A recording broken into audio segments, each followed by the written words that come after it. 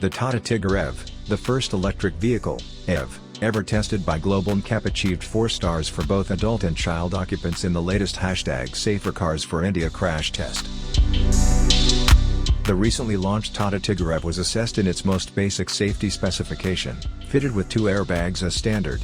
Further improvement could be made to the Tigor rating by equipping the model with standard fitment of electronic stability